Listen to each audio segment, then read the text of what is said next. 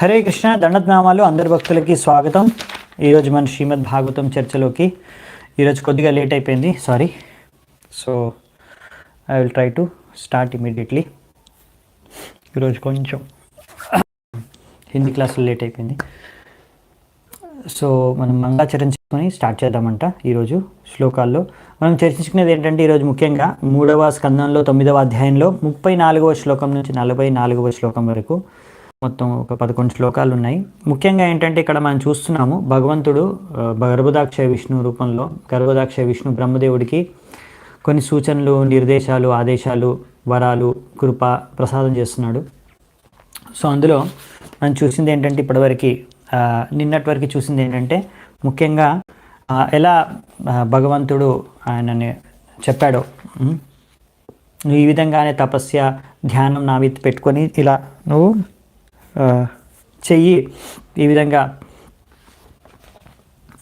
నువ్వు సేవ చెయ్యి అని చెప్పారు. ఈరోజు మనం చూసేది ఏంటంటే, ముఖ్యంగా భగవంతుడు ఇంకా కొన్ని విషయాలు చెప్తాడు. ఎలా భగవంతుడు కృప ప్రసాదిస్తున్నాడు బ్రహ్మదేవుడికి, ఆయన కృప వల్లే అన్నీ చేయగలుగుతున్నాడు. ఇంకా అలాగే ఆయన ఉద్దేశం ఏమి ఉండాలి, లక్ష్యం ఏమి ఉండాలి చేసినప్పుడు ఆ సేవ, లక్ష్యం వచ్చేసి భగవంతుడి సంతుష్టి అనే విషయాన్ని కూడా భగవంతుడు ఇక్కడ చెప్తాడనమాట. సో మనం చూద్దామంట ముందు మంగళాచరణ చేసుకొని. ఓం అజ్ఞానతిమిరాంధస్య జ్ఞానాంజనాశలాకయా చక్షోరున్మిళితం యేన తస్మై శ్రీ గురవే నమః. శ్రీచైతన్యమనోభీష్టం స్థాపితం యేన భూతలే స్వయం రూపః కదా మह्यं దదాతి స్వపదాంతికం. వందేహం శ్రీగురూన్ శ్రీయుతాపదకమలం శ్రీగురూన్ వైష్ణవాంశ్చ శ్రీరూపం సాగ్రజాతం సహగణ రఘునాథాన్వితాం తం సజీవం సాద్వైతం సావధూతం పరిజనసహితం కృష్ణచైతన్యదేవం శ్రీరాధా కృష్ణపాదాన్ సహగణ లలితా శ్రీవిశాఖాన్వితాంశ్చ. నమో ఓం విష్ణుపాదాయ కృష్ణప్రేష్ఠాయ భూతలే శ్రీమతే భక్తివేదాంత స్వామినితి నామినే. నమస్తే సారస్వతే దేవే గౌరవాణి ప్రచారిణే నిర్విశేష శూన్యవాది పాశ్చాత్యదేశతారిణే.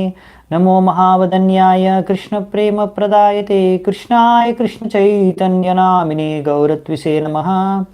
हे कृष्णा करुणा सिंधो दीनबंधो जगत्पते गोपेश गोपिका कांता राधा कांत नमोस्तुते. तप्त कांचन गौरांगी राधे वृंदावनेश्वरी वृषभानुसुते देवी प्रणमामि हरिप्रिये. नीलाचल निवासाय नित्याय परमात्मने बलभद्रा सुभद्राभ्यां जगन्नाथाय ते नमः. वाञ्छाकल्पतरुभ्यश्च कृपा सिन्धुभ्य एव च पतितानां पावनेभ्यो वैष्णवेभ्यो नमो नमः. जय श्री कृष्ण चैतन्य प्रभु नित्यानंद श्री अद्वैत गदाधर श्रीवासादि गौरभक्तवृंद.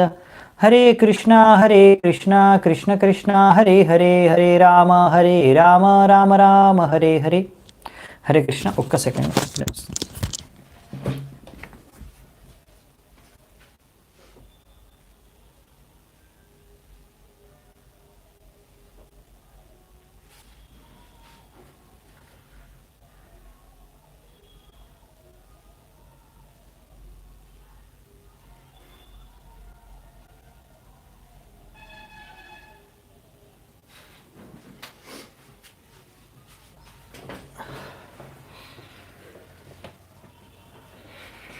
సో 34వ శ్లోకం నుంచి ఆరంభిద్దామంట.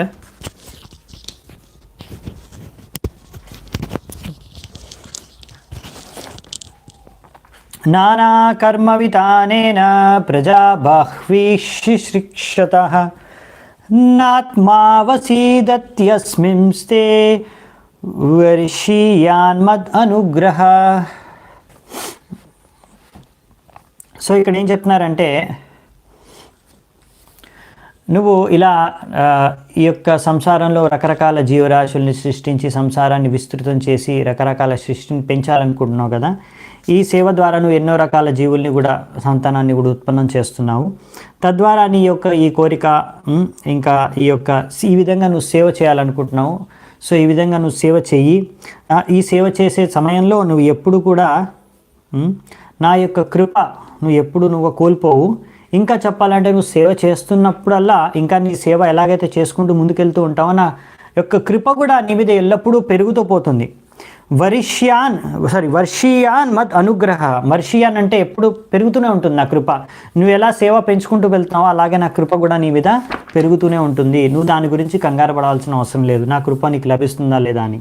ఎందుకంటే ఇప్పుడు ఈరోజు మనకి భగవంతుడు స్టార్టింగ్లో చెప్పేస్తారు కొన్ని శ్లోకాల్లో, ఇప్పటివరకు నువ్వు చేసింది ఏదైనా సరే అన్నీ నా అనుగ్రహం నా కృప వల్లనే, నువ్వేం కంగారు పడాల్సిన అవసరం లేదు. సో ఈ విధంగా ఎవరైనా సరే భగవంతుడి యొక్క సేవలో భగవంతుడి సేవని ఇంకా బాగా చేయాలి, వృద్ధి చేయాలి, భగవంతుడి సేవని ఇంకా ఎక్కువగా చేయాలనుకుంటే వాళ్ళకి తప్పకుండా భగవంతుడి కృప అనేది ప్రసాదిస్తాడనమాట. ఎందుకంటే ఇక్కడ మనం చూస్తున్నాం, అందుకనే భగవంతుడి యొక్క శుద్ధ భక్తులు ఎప్పుడైనా సరే భగవంతుడి యొక్క ఇచ్ఛ తెలుసుకొని భగవంతుడి కోసం అనేసి, సంతుష్టి కోసం అనేసి వాళ్ళు ఎప్పుడు ఇంకా సేవ చేయాలి. భగవంతుడికి సేవ చేయడం అంటే ముఖ్యమైన సేవ ఏంటంటే, భగవంతుడి కోరిక ఏంటంటే, ఇక్కడ భౌతిక ప్రపంచంలో ఎంతోమంది బద్ధ జీవులు ఇక్కడ కష్టపడుతున్నారు, భౌతిక కష్టాలకు సతమతమై ఎన్నో రకాలైన బాధలను అనుభవిస్తున్నారు, కష్టాలను అనుభవిస్తున్నారు, జన్మ మృత్యు జర వ్యాధి, దీని ద్వారా ఎన్నో కష్టాలు పడుతున్నారు. సో అందుకే అన్ని కష్టాల నుంచి ముక్తులయ్యి వాళ్ళు భగవద్ధామానికి వెళ్ళిపోవాలి. అదే ప్రయత్నం, అది భగవంతుడి యొక్క కోరిక. అందుకే ఈ యొక్క భౌతిక సృష్టిని చేశారు. ఈ శాస్త్రాలు, భగవద్గీత, భాగవతం మనకి ఇచ్చారు. తాను స్వయంగా కూడా వస్తాడు అప్పుడప్పుడు భగవంతుడు తన ప్రతినిధుల్ని పంపిస్తారు. ఈ విధంగా భగవంతుడు ఎన్నో ప్రయత్నాలు చేస్తున్నాడు. అందుకనే భగవంతుడి యొక్క శుద్ధ భక్తులు ఆ ప్రయత్నాలు ఎందుకు చేస్తున్నాడు భగవంతుడి దగ్గరికి ఎలాగైనా అందరినీ తీసుకొని వెళ్ళాలి. అదొక్కటే మార్గం, మనకు సొల్యూషన్ ఒకటే, భగవద్ధామానికి వెళ్ళే ముక్తి లభించడమే, లేకపోతే భగవత్ సేవలో మళ్ళీ యుక్తం అవడమే, భగవంతుడి దగ్గరికి వెళ్ళడమే. తద్వారానే మనం ఈ యొక్క అన్ని కష్టాల నుంచి బయటపడగలం. ఈ యొక్క భౌతిక ప్రపంచంలో వేరే ఏ సొల్యూషన్ లేదు. కొంతమంది అనుకుంటారు ఇక్కడే ఉండేసి హాయిగా బతకొచ్చు, ఏదో మనకు కొన్ని భౌతిక సువిధలు పెంచుకొని, లేకపోతే కొన్ని ఏదో అడ్జస్ట్మెంట్ చేసుకొని ఇక్కడే హాయిగా ఉండొచ్చు, ఇంకా వేరే ఏం లేదనుకుంటారు. కానీ అలా కాదు. ఈ భౌతిక ప్రపంచంలో ఉన్నంతకాలం కష్టాలు దుఃఖాలు ఉంటాయి. సో అందుకనే మనము భగవద్ధామానికి వెళ్ళినప్పుడే అసలైన ఆనందం మనకు లభించేది దేవుడి భగవత్ సేవలోనే. అందుకనే భగవంతుడు భక్తులు ఏం చేస్తారంటే, ఎలాగైనా సరే ప్రతి ఒక్కరిని ఇంకా భక్తులుగా మార్చాలి. ఎంత ఎక్కువ మందిని ఈ ప్రపంచంలో భక్తులుగా మార్చిస్తే భగవంతుడు అంత బాగా మనం సంతుష్టపరచగలం భగవంతుడిని. అందుకని భగవంతుడు ఆనందపడతాడు. ఓకే, ఇంతమంది బద్ధ జీవుల్ని ఒకవేళ మనము భగవద్ధామానికి తీసుకెళ్ళడానికి ప్రయత్నిస్తే. అందుకే ఇక్కడ చెప్పేది ఏంటంటే, ఒక్కొక్కసారి బయట వాళ్ళకి అనుకోవచ్చు వీళ్ళేంటి, ఎందుకంటే మన ఇస్కాన్ డివోటీస్ యొక్క లక్ష్యం ఏంటంటే ఎలాగైనా నంబర్ ఆఫ్ డివోటీస్ని పెంచాలని, ఇంకా ఎక్కువ భక్తుల్ని మనం తయారు చేయాలి, ఇంకా ఎక్కువ భక్తుల యొక్క సంఖ్యను పెరగాలి అని ప్రయత్నం చేస్తూ ఉంటారు. సో బయట వాళ్ళు అనుకోవచ్చు, అరే ఇప్పుడు బయట వాళ్ళు ఉంటారు, వీళ్ళు కూడా భౌతికంగా నంబర్ పెంచుకోవడానికి, సంఖ్య పెంచుకోవడానికి, పర్సంటేజ్ పెంచుకోవడానికి జనాల్ని ఎలాగైనా వాళ్ళ గ్రూప్లో చేర్చుకుంటున్నారు, లేకపోతే వాళ్ళని కూడా భక్తులుగా చేస్తున్నారు వాళ్ళ నంబర్ పెంచుకోవడానికి అని అలా వాళ్ళు అనుకోవచ్చు. ఎందుకంటే బయట వాళ్ళు కూడా పొలిటికల్ పార్టీ వాళ్ళు, అలాంటి వాళ్ళు కూడా వాళ్ళ నంబర్ పెంచుకోవడానికి రకరకాల ప్రయత్నాలు చేస్తూ ఉంటారు. వాళ్ళ సంఖ్య పెంచుకోవడానికి, వాళ్ళ గ్రూపు, వాళ్ళ అసోసియేషను, ఏదైనా సరే వాళ్ళ పార్టీ యొక్క సంఖ్య పెంచుకోవడానికి. అలాగే వాళ్ళు అనుకుంటారు, ఈ భక్తులు ఇస్కాన్ వాళ్ళు కూడా, లేకపోతే హరే కృష్ణ వాళ్ళు కూడా, ఇస్కాన్ వాళ్ళు కూడా ఇలాగే భక్తుల సంఖ్య పెంచుకోవడానికి ట్రై చేస్తున్నారు మనలాగే అనుకోవచ్చు. వాళ్ళది భౌతిక కార్యంగా వాళ్ళు చూడొచ్చు. కానీ మనకు తెలుసు ఇది మనం చేసేది ఆధ్యాత్మిక కార్యక్రమాన్ని. ఈరోజు కొంచెం నాకు ఇరిటేషన్గా ఉంది, ఎందుకంటే కొంచెం మన వెదర్ చేంజ్ అవుతుంది ఇక్కడ. సో ఇప్పుడు మన ఈ సీజన్ చేంజ్ అవుతుంది కనుక, సో అందుకే కొంచెం కోల్డ్ అలా ఉంది. సో సచ్ ఎక్స్పాన్షన్స్ ఇవన్నీ కూడా ఏంటంటే భగవంతుడికి భగవత్ సేవ, ఆధ్యాత్మిక కార్యక్రమాలు అన్నమాట. ఋషిం ఆద్యం న బధ్నాతి పాపీయాం స్వాం రజో గుణః యన్మనోమయీ నిర్బద్ధం ప్రజా సంసృజతోపితే. ఇంకేం చెప్తున్నారంటే ఇక్కడ, నువ్వు ఋషిం ఆద్యం, నువ్వు అసలైన మొదటి ఋషివి. ఎందుకంటే నీ యొక్క మనసు ఎప్పుడు నాపైనే కేంద్రితమై ఉంది. అంటే నీ భగవత్ చింతనలో ఎప్పుడు ఉంటాడు బ్రహ్మదేవుడు. అందుకనే నువ్వు ఎన్ని రకాల భౌతిక కార్యాల్లో వ్యస్తమైపోయినా కానీ, అంటే ఇప్పుడు భౌతిక సంతానం ఉత్పన్నం చేయడం, రకరకాల సృష్టి కార్యాలు చేయడం, అంటే ఇదంటే ఒక విధంగా చెప్పాలంటే ఎంతో భౌతిక కార్యాలతో, రజోగుణంతో కూడుకుంది. ఎందుకంటే క్రియేషన్, ఏదైనా నువ్వు తయారు చేయాలి, ఏదైనా సృష్టించాలి అంటే దానికి ప్యాషన్ అవసరం అన్నమాట, రజోగుణం. సో ఈ రజోగుణం ద్వారానే మనం సృష్టి అనేది చేస్తాం. కానీ ఈ రజోగుణం చేత మాత్రం నువ్వు ఎప్పుడూ ప్రభావితం కావు, ఎందుకంటే నీ చేతన ఎప్పుడు నా పైన కేంద్రితమైంది కనుక, నీ మనస్సు ఎప్పుడు. అదే ఇక్కడ చెప్పారనమాట, పాపియాం స్వాం రజోగుణ, నువ్వు మాత్రం ఈ రజోగుణం ద్వారా నా బధ్నాతి, ఎప్పుడు బద్ధుడి కావు, నువ్వు మాత్రం ఎప్పుడు ఈ రజోగుణానికి బద్ధుడి కావు. కానీ నువ్వు చేసే కార్యాలు, ఎందుకు బ్రహ్మదేవుడు కదా రజోగుణం యొక్క రజోగుణం మోడ్ ఆఫ్ ప్యాషన్కి ఇన్ఛార్జ్ బ్రహ్మదేవుడు కదా, ఎందుకంటే సృష్టి చేయడానికి అది మోడ్ ఆఫ్ ప్యాషన్ అవసరం.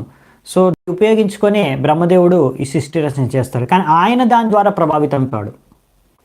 దాని దానికి అష్యూరెన్స్ గ్యారంటీ మనకి భగవంతుడు ఇక్కడ ఇస్తున్నాడు అనమాట.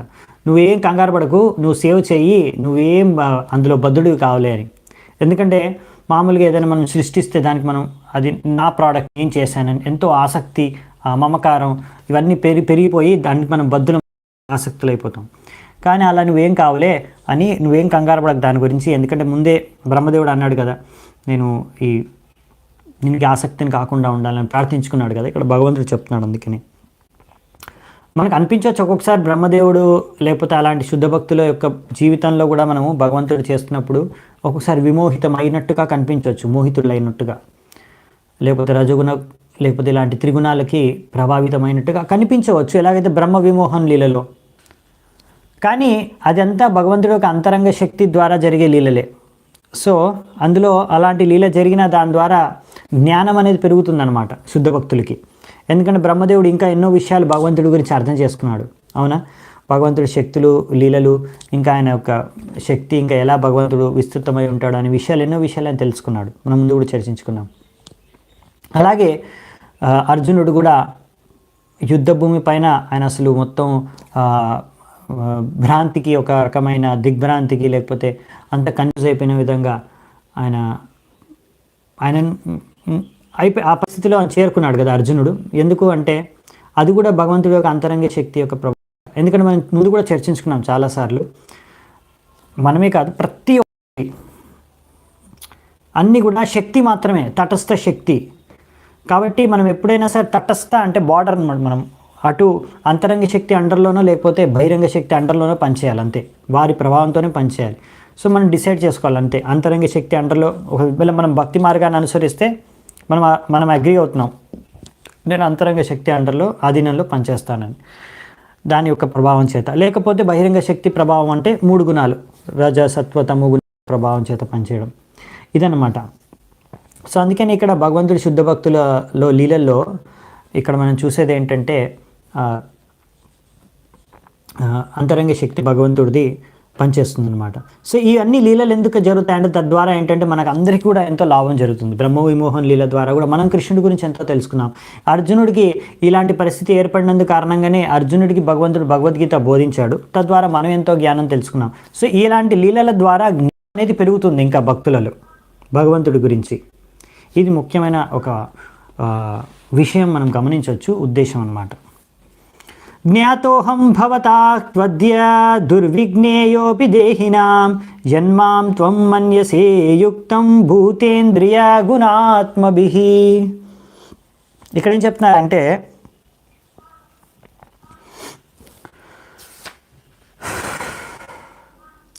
నువ్వు నన్ను మామూలుగా ఒక బద్ధజీవి నన్ను అర్థం చేసుకోవడం చాలా కష్టం, నన్ను అర్థం చేసుకోలేరు చాలామంది.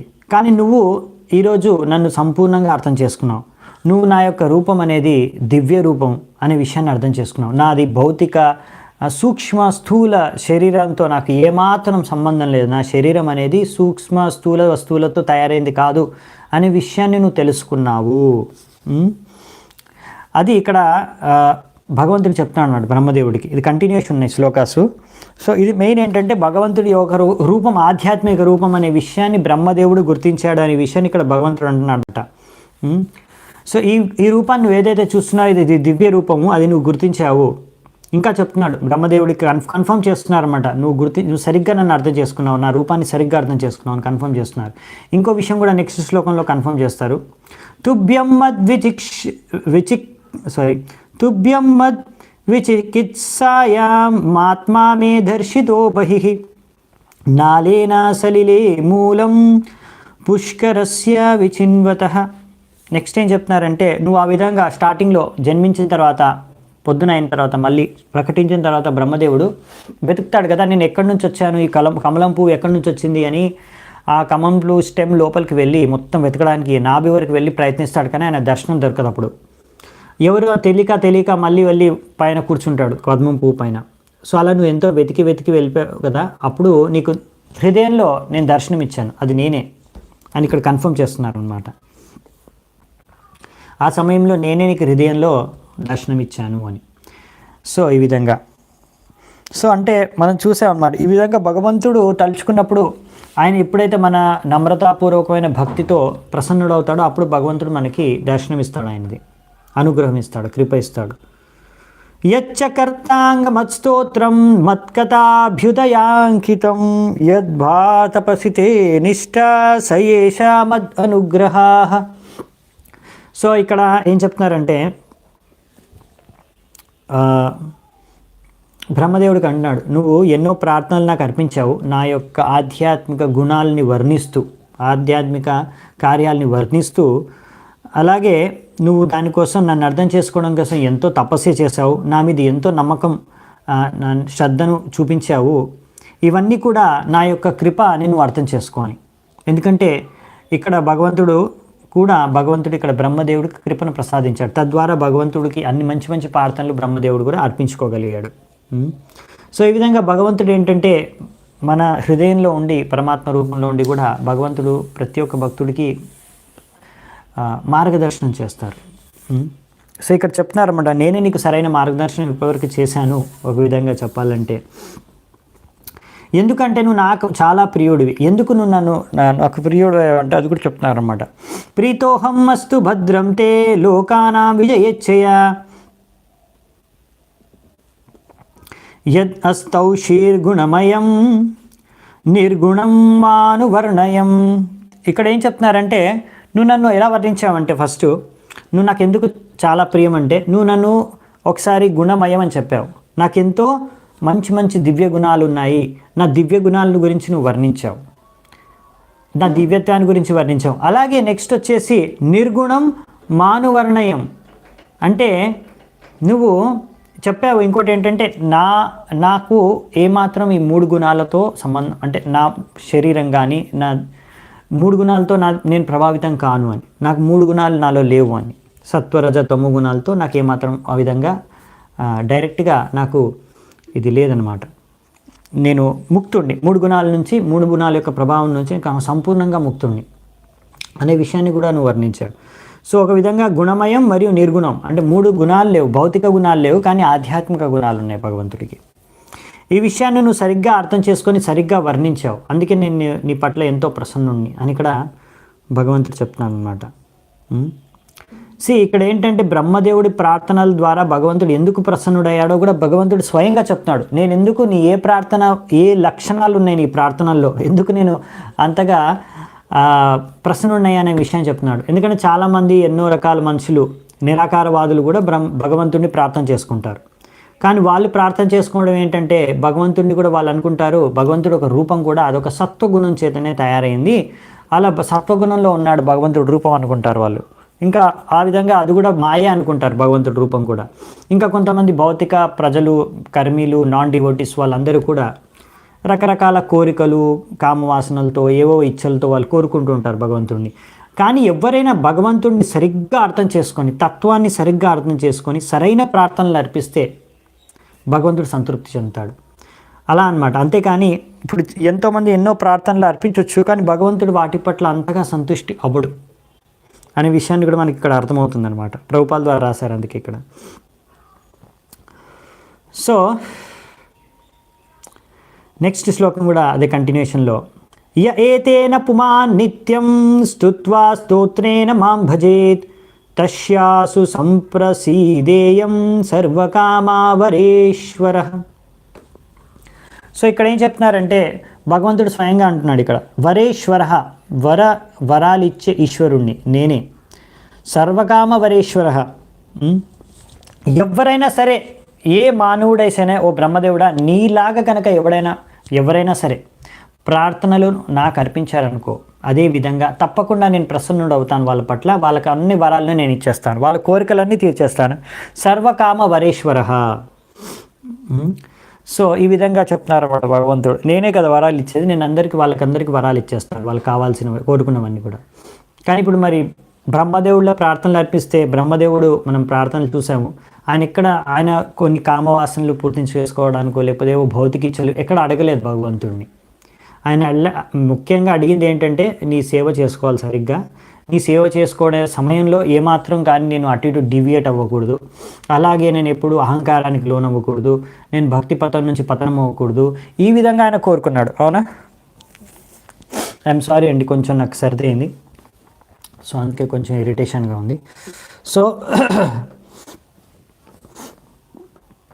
సో నెక్స్ట్ ఏంటంటే ఇక్కడ మనకు చెప్పేది ఏంటంటే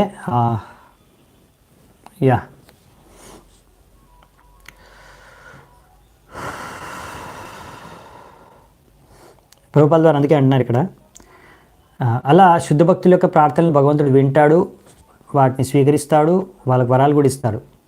ఎందుకంటే అవి ఎక్కడ అందులో వాళ్ళ భౌతిక ఇచ్చల్ని కోరుకోరు.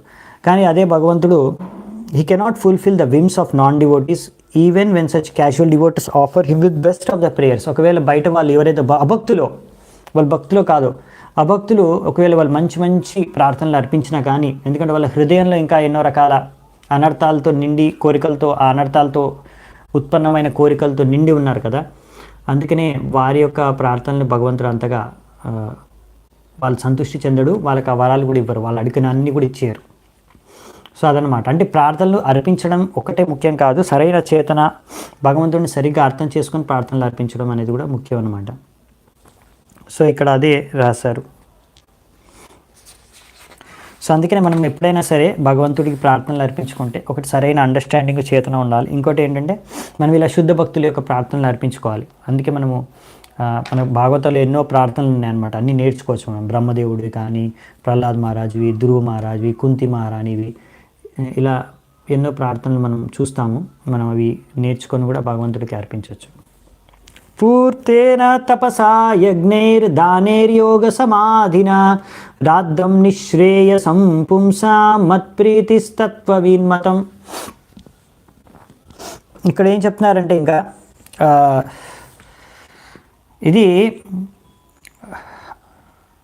మీరు ఏ రకమైన దానము, తపస్య, యజ్ఞము, యోగము, ఏ రకమైన ధర్మ కార్యాలు, ఏ రకమైన మంచి కార్యాలు, ట్రెడిషనల్ గుడ్ వర్క్స్, ఎన్ని తపస్యలు, ఎన్ని వ్రతాలు ఏవి చేసినా సరే అన్నిటి యొక్క లక్ష్యం ఏంటంటే నా యొక్క సంతృప్తి, నన్ను సంతృష్టిపరచడానికి మాత్రమే.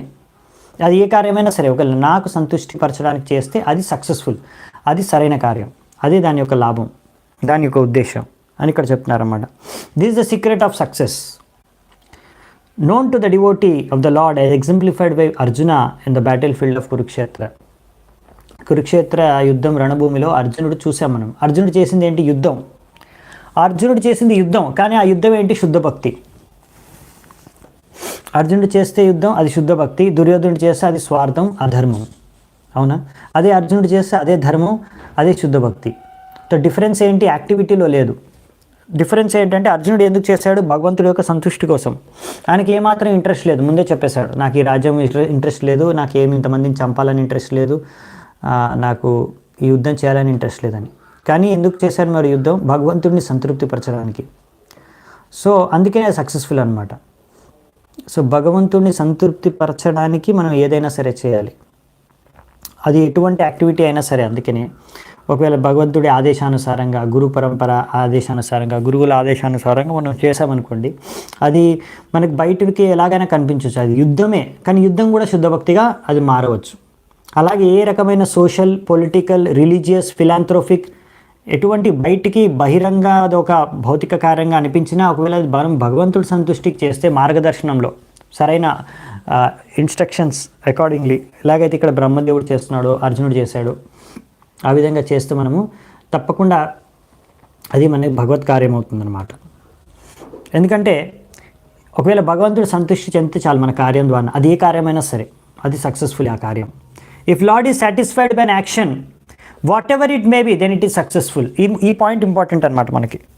ఒక్కొక్కసారి కొంతమంది ఏంటంటే అరే నువ్వు ఇదెందుకు చేస్తున్నావు, ఇది చేయకూడదు, ఇది చేయాలి అలా అనుకుంటారు కొంతమంది. కానీ మెయిన్ ఏంటంటే మనము చేసే ఉద్దేశం ఏంటి, మనం భగవంతుడిని సంతృష్టిపరుస్తున్నాం ఆ కార్యక్రమం ద్వారా. ఏదైనా సరే మీరు చేయండి, చదువుకున్నారు, బిజినెస్ చేస్తున్నారు, జాబ్ చేస్తున్నారు, లేకపోతే ఏ రకమైన సోషల్ యాక్టివిటీస్ చేసి కూడా మీరు భగవంతుడిని ఎలా సంతృష్టిపరచవచ్చు అనే విషయాన్ని మీరు ఆలోచించాలి. దాని ద్వారా మీరు ఒకవేళ భగవంతుడి సేవ చేయగలిగితే, భగవంతుడిని సంతృష్టపరచగలిగితే ఆ యాక్టివిటీ సక్సెస్ఫుల్ అనమాట.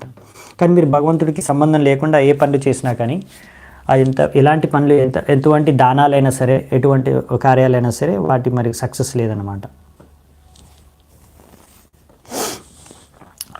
నేను ఇంకా బాగా ఎక్స్ప్లెయిన్ చేయలేకపోతున్నాను ఈరోజు కొంచెం. నెక్స్ట్ శ్లోకానికి వెళ్తాను. అహం ఆత్మానాం ధాతః ప్రేష్ఠః సన్ ప్రేయసామపి అతో మహీరతిం కుర్యా దేహాదిర్యత్కృతే ప్రియః. సో ఈ పాయింట్స్ ఉన్నాయి కదా, ఈరోజు మనం చర్చించుకుంటున్నాం ప్రతిసారి. మీరు దాని మీద ఒకసారి ఆలోచించవచ్చు తర్వాత కూడా, ఎందుకంటే ఇవన్నీ చాలా ప్రిన్సిపల్స్, ప్రభుపాల ద్వారా చాలా ప్రిన్సిపల్స్ చెప్తారు. ఇట్లాంటివి చాలా మంచి మంచి పాయింట్స్ చెప్తారు. మీరు తర్వాత డే టైంలో కూడా ఆలోచించవచ్చు, అరే ఈరోజు ఏం విన్నాము, అసలు ఇది మనం ఎలా అప్లై చేయొచ్చు మన జీవితంలో. తద్వారా ఏంటంటే మీరు ఇంకా ఈ పాయింట్స్ని బాగా అర్థం చేసుకోగలరు, అప్రిషియేట్ చేయగలరు. సో ఇక్కడ ఏం చెప్తున్నారు భగవంతుడు, అహం ఆత్మానం సో నేనే సూపర్ సోల్, ఆత్మానం. సో నేను ప్రతి ఒక్కరి హృదయంలో పరమాత్మ రూపంలో ఉంటాను. నేనే అందరినీ డైరెక్షన్ ఇచ్చేది, నేనే అందరికీ మార్గదర్శనం ఇచ్చేది. అన్నిటికన్నా ప్రియమైన ఏదైనా ఉంటుంది నేనే ఈ ప్రపంచంలో. కానీ ప్రజలు ఏంటంటే ఈ యొక్క భౌతిక శరీరం, స్థూల సూక్ష్మ శరీరం పట్లే ఎంతో ఆసక్తులై ఉంటారు. వీరు ఈ స్థూల మరియు సూక్ష్మ శరీరాన్ని వదిలేసి నా పట్ల ఆసక్తి చెందాలి, అది ముఖ్యమైన ఉద్దేశం అని చెప్తున్నారు ఇక్కడ. సో ఒక బద్ధజీవి, ఒక ముక్తజీవి అంటే మెయిన్ డిఫరెన్స్ ఏంటంటే, బద్ధజీవి అంటే ఆయనకి ఇంకా భగవంతుడు అంటే అంత ఆసక్తి లేదనమాట. ఇంకా ఎక్కువగా ఆయన ఆసక్తి భౌతిక శరీరం పట్ల ఉంది. కొంతమందికి శరీరం పట్ల ఉంటుంది, కొంతమందికి స్థూల శరీరం పట్ల ఉంటుంది, కొంతమందికి సూక్ష్మ శరీరం పట్ల. సూక్ష్మ శరీరం అంటే కొంతమందికి బాగా అహంకారం, లేకపోతే వాళ్ళ తెలివితేటల మీద, అంటే వాళ్ళ ఇంటెలిజెన్స్ మీద, బుద్ధి మీద, వాళ్ళ తెలివితేటల మీద ఎంతో గర్వం, లేకపోతే వారి యొక్క మనస్సు మీద ఎక్కువ ఆసక్తి. అంటే మనస్సు ఏది చెప్తే అదే చేస్తారనమాట. వాళ్ళ మనస్సుకి ఎలా అనిపిస్తే అలాగే చేస్తారనమాట. సో అలాంటి వారు. సో వీళ్ళందరూ కూడా ఏంటంటే ఇంకా వాళ్ళ మనస్సు, వాళ్ళ తెలివి, వాళ్ళ బుద్ధి, లేకపోతే వాళ్ళ శరీరం పట్ల ఎక్కువగా ఆసక్తి ఉందన్నమాట వాళ్ళకి. భగవంతుడి కన్నా వీటి పట్ల ఎక్కువ ఆసక్తి ఉంటే వాళ్ళని బద్ధజీవి అంటాం. ఒకవేళ భగవంతుడి పట్ల ఎక్కువ ఆసక్తి ఉంటే వారిని మనం ముక్తజీవి అంటాం అన్నమాట. సో ఇది ఈజీగా మనం అర్థం చేసుకోవడానికి ఇక్కడ రాశారు ప్రభుపాల్ వారు. సో యాక్చువల్లీ చెప్పాలంటే మనము ఎవరినైనా ప్రేమించినా, ఎవరి పట్ల ఆసక్తి మనం కలిగినా కానీ, ఎవరైనా వాళ్ళు మన పిల్లలే కానీ, మన పెద్దవాళ్ళే కానీ, ఇంట్లో వాళ్ళే కానీ, ఫ్రెండ్సే కానీ, రిలేటివ్సే కానీ, ఎవరైనా సరే, ముఖ్యంగా మనము యాక్చువల్లీ వాళ్ళ స్థూల శరీరాన్ని, వాళ్ళ సూక్ష్మ శరీరాన్ని మనం ప్రేమించట్లేదు. మనం వాటి పట్ల ఆకర్షితులం అవ్వట్లేదు. మనం ఆకర్షితులయ్యేది యాక్చువల్లీ వారి ఆత్మ పట్ల. మనం సంబంధం నెలకొల్చేది, సంబంధం ఏర్పరచుకునేది వారి ఆత్మ పట్ల, వారి పట్ల పర్సన్. ఆ ఆత్మ వచ్చేసి అది ఇంపార్టెంట్. ఎందుకంటే ఎప్పుడైనా ఎవరు చనిపోయారనుకోండి, శవాన్ని ఇంట్లో పెట్టుకొని కూర్చోరు కదా. అయ్యో మా అబ్బాయి చనిపోయాడు, కానీ మా అబ్బాయి అంటే నాకు చాలా ఇష్టం, నాకు చాలా ప్రేమ మా అబ్బాయి అంటే, అందుకని అబ్బాయి చనిపోయినా సరే పర్వాలేదు, శరీరం ఉంది కదా, అబ్బాయి ఒక శవం ఉందిగా, ఆ శవం నేను ఇంట్లో కూర్చొని రోజు ఇంట్లో ఆ శవంతోనే ఉంటాను, నేను నివసిస్తాను. ఎవరైనా శవాన్ని ఇంట్లో పెట్టుకొని ఉంటారా? ఉండరు కదా. శవాన్ని కాల్చేస్తారు తర్వాత, చనిపోయిన తర్వాత. ఎవరైనా సరే, మీకు ఎంత క్లోజ్ ఫ్రెండ్, రిలేటివ్ అయినా సరే, ఆ శవంతో అయితే మీరు ఉండరు కదా, శివుని టచ్ కూడా చేయరు. అవునా? ఎందుకలా? ఎందుకంటే యాక్చువల్లీ మీరు సంబంధం అనేది ఆ శరీరంతో పెట్టుకోలేదు. యాక్చువల్లీ సంబంధం అనేది ఆ వ్యక్తితో పెట్టుకున్నారు. ఆ వ్యక్తి ఆత్మ, శరీరం కాదు. ఆత్మ వెళ్ళిపోయింది కదా శరీరం వదిలి. అందుకే మనకి ఇంకో ఆ శరీరంతో మనకి ఇంకా ఏమీ ఇచ్చిపుచ్చుకునేది లేదనమాట. ఆ విధంగా సో ఈ ఆత్మ పట్ల మనకు కలిగే ఆసక్తి, ఎందుకంటే ఆత్మ వచ్చేసి భగవంతుడి యొక్క అంశమే. అవునా? సో అసలైన బేసిస్ ఏంటంటే, అందుకే ప్రభుపాల్ ద్వారా అంటారు ఇక్కడ, మనం యాక్చువల్లీ అట్రాక్ట్ అయ్యేది ఆత్మ, స్పిరిట్ సోల్ పట్ల. కానీ ఆ స్పిరిట్ సోల్, ఆత్మ వచ్చేసి భగవంతుడి యొక్క అంశం అది. అందుకనే మన అసలైన ఆకర్షణ యాక్చువల్లీ భగవంతుడి పైన ఉండాలి. అప్పుడు అది సంపూర్ణమవుతుంది అనమాట ఆకర్షణ అనేది. సో ఇంకొక మంచి ఉదాహరణ ఇచ్చారు. నెక్స్ట్ ఒక ఎక్స్ప్లెనేషన్ ఉంది. ఈ ఎగ్జాంపుల్ ఒకటి చూద్దామంటే మనము కొంచెం నేను ఇంగ్లీష్లో చదివి మీకు ట్రాన్స్లేట్ చేస్తానండి. ఈరోజు కొంచెం నాకు తెలుగులో అంత ఫాస్ట్గా నేను చేయలేకపోతున్నాను.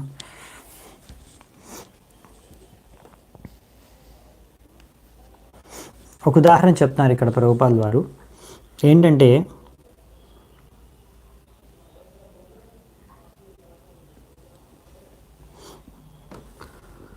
the eyes and the sun are very intimately related because without sunlight, నేను ఇది మొత్తం కొంచెం పెద్దగా ఉంది పారాగ్రాఫ్, నేను కొద్దిగా చదివి మీకు ట్రాన్స్లేట్ చేస్తాను కొంచెం పీస్ఫుల్గా. The eyes and the sun are very intimately related because without sunlight the eyes are unable to see. అంటే మన కళ్ళకి సూర్యుడికి ఒక కనెక్షన్ ఉంది. ఏంటంటే సూర్యుడు వెలుతురు లేదనుకోండి మన కళ్ళు ఏం చూడలేవు, అవునా? Easy to understand. But the other parts of the body being attached to the sun as a source of warmth take more advantage of sun than to the eyes. ఇప్పుడు ఇంకా బాగా గమనించవచ్చు మీరు. ఇప్పుడు మనకు ఇక్కడ ఆల్రెడీ చలి స్టార్ట్ అవుతుంది. సో మీకు కూడా అక్కడ స్టార్ట్ అవుతుండొచ్చు చలికాలం. సో మీరు ఈ విషయాన్ని గమనించవచ్చు. మనము సూర్యుడు వెలుతురు ద్వారానే ఏదైనా చూడగలం, కానీ మనం సూర్యుడి నుంచి ఎక్కువగా కళ్ళ కన్నా ఎక్కువగా లాభం మన శరీర వేరే వేరే అంగాలు దొరుకుతాయంటే మనకు చలి పెడుతున్నప్పుడు చలికాలంలో ఎక్కువగా సూర్యుడు యొక్క వెలుతురు పడి సూర్యుడి యొక్క రోషిని సూర్యుడి యొక్క కిరణాల వలన మనకు ఆ వేడి మన వామ్ వెచ్చదనం అని మన శరీరానికి కలిగి మన శరీరం మన కళ్ళ కన్నా ఎక్కువ లాభాన్ని సూర్యుడి నుంచి గ్రహిస్తుంది. సో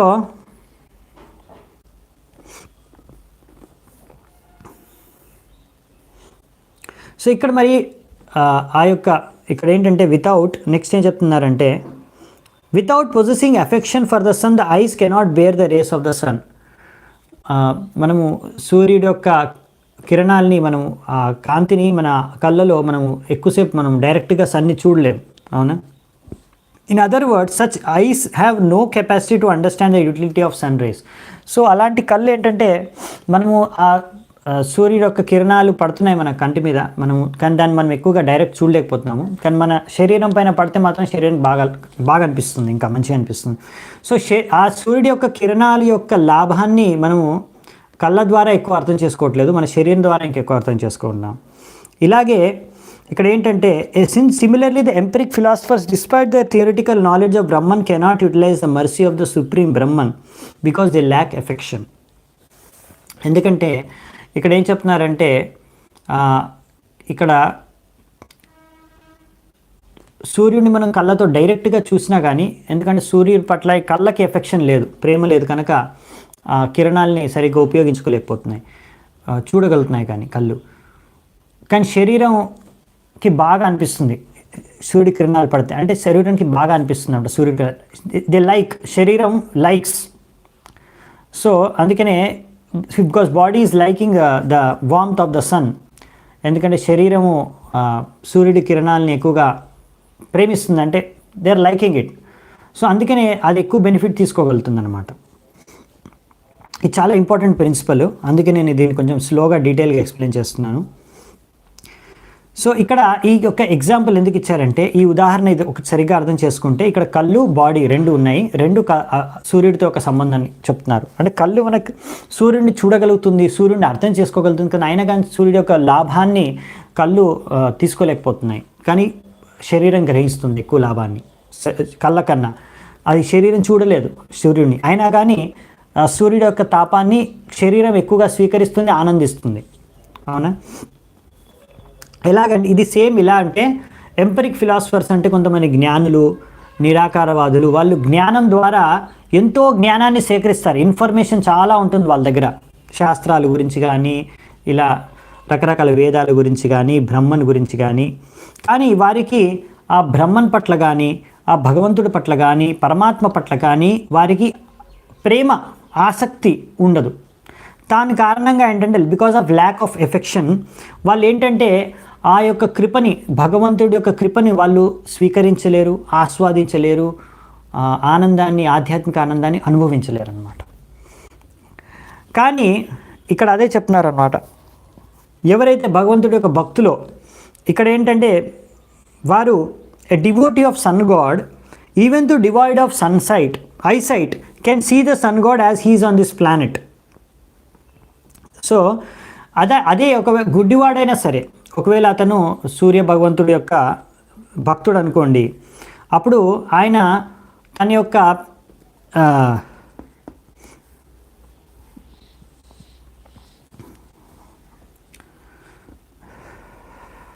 అంటే సూర్యుని ప్రేమిస్తే ఎవరైతే ఉన్నారో అతనికి ఒకవేళ కళ్ళతో సూర్యుడిని చూడలేకపోయినా కానీ ఉద్దేశం ఏంటంటే ఇక్కడ అతనికి ఆ భగవంతుడి సూర్యుడి పైన ప్రేమ ఉంటుంది, అంటే సూర్యుడి పైన ప్రేమ ఉంటుంది.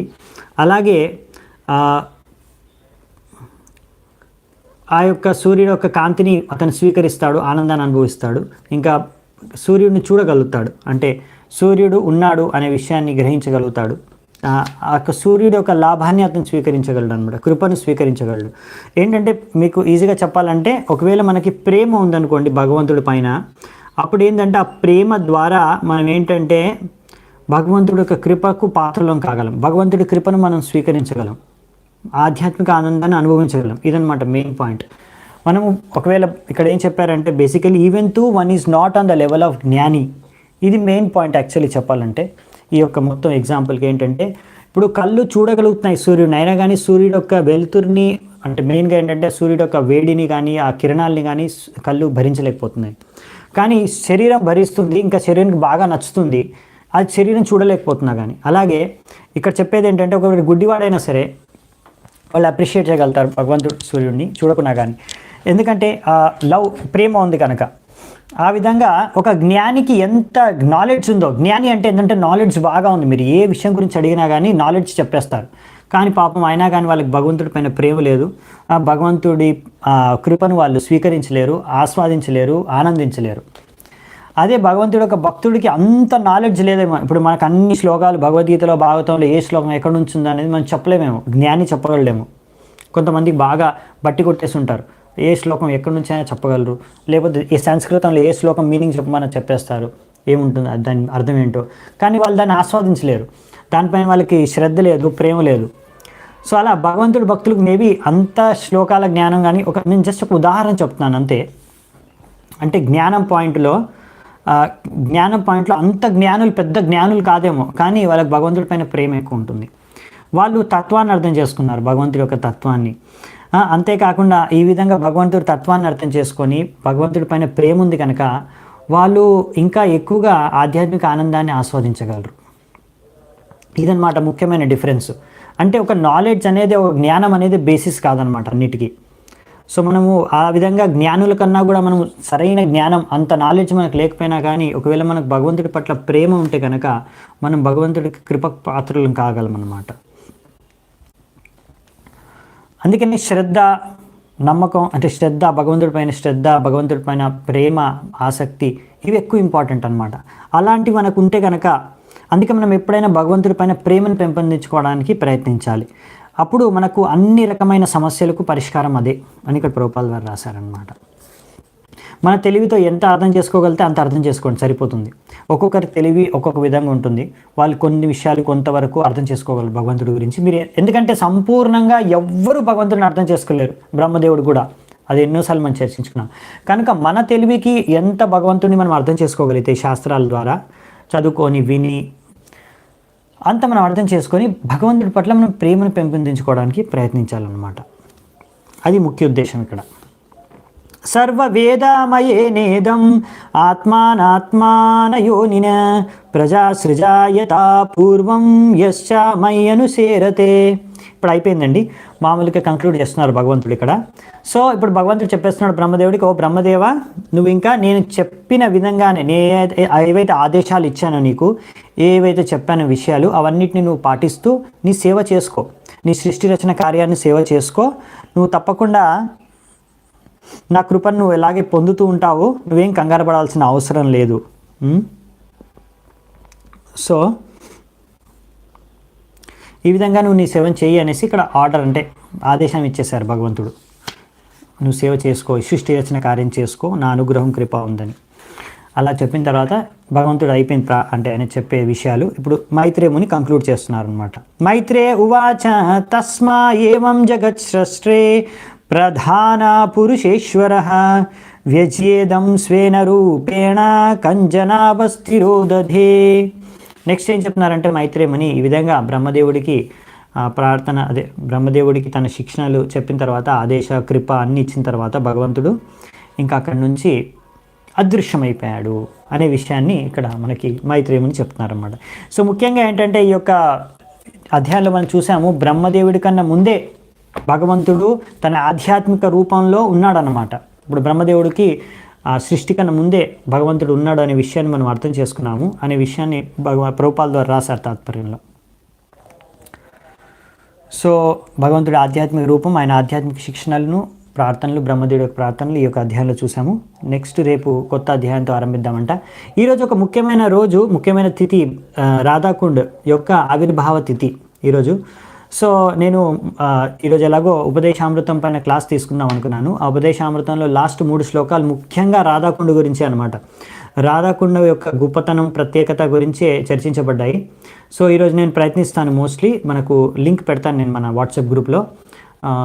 ఉపదేశామృతం పైన లాస్ట్ క్లాసు, అందులో మెయిన్గా రాధాకుండ యొక్క ప్రత్యేకత ఉంది. సో ఈరోజు రాధాకుండ యొక్క ఆవిర్భావ తిథి.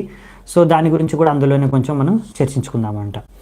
సో టైమింగ్ చూసుకొని పెడతాను, ఎందుకంటే ఈవినింగ్ 7 o'clock మనకి దామోదర అష్టకం, దామోదర ఆరతి ఉంటాయి కనుక చాలామందికి కుదరదు. అందుకే నేను ముందే చేయడానికి ట్రై చేస్తాను, లేకపోతే లేట్ కూడా చేయడానికి ట్రై చేస్తాను. సో ఒకవేళ మీరు ఆ టైం మీకు వీలవకపోతే తర్వాత టైంలో మీరు వినొచ్చు. హరే కృష్ణ, ధన్యవాదాలు. శిల ప్రభుపాదికి జై, సర్వేద గౌరభక్త వృందికి జై. నితాయ్ గౌర్ సీతనాథ్ ప్రేమానందే. హరి హరి బోల్.